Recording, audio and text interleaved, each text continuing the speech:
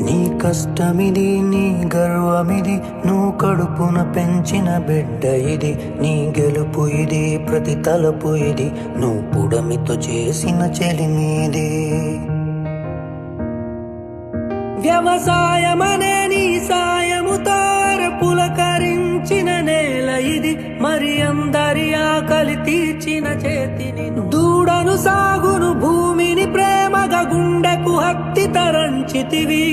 మొలిచే మొలకల హరితములో జగతిన స్వర్గమే కాంచితివి.